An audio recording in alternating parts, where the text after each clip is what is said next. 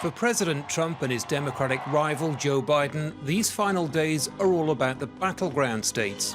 I voted for a guy named Trump. Thank you. After casting his ballot in Florida, the president held a rally in North Carolina before moving on to Ohio, all crucial states in his bid for a second term. I would not put Joe in charge because you... Despite rising cases of the coronavirus, a record daily high of more than 80,000 on Friday, the president continues to tell supporters it's not an issue. The pandemic, that's all I hear about now.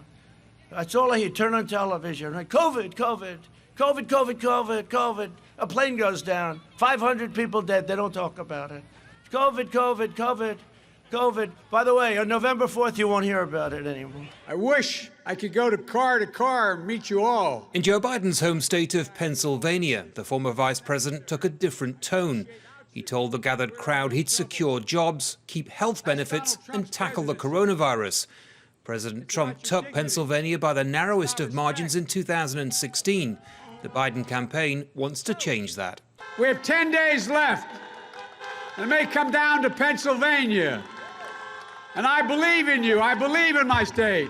The choice has never been clearer, and the stakes have never been higher.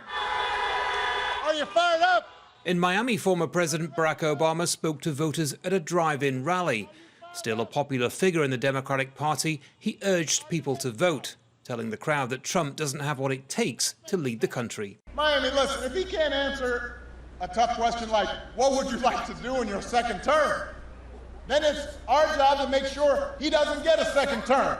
And that's why, over the next 10 days, we got to work hard to elect Joe Biden and Kamala Harris, the next president and vice president of the United States. With the finishing line now in sight, both campaigns are expected to keep up their furious pace, keeping their focus on the states that may matter most. What's at stake for voters here is not just the direction this country will take in the next 4 years, but who's best suited to tackle a crippling pandemic. Biden warns the coming months will be the worst yet as winter approaches. Trump says the coronavirus will soon be forgotten. Now voters get to decide who's right. Andy Gallacher, Al Jazeera, Miami, Florida.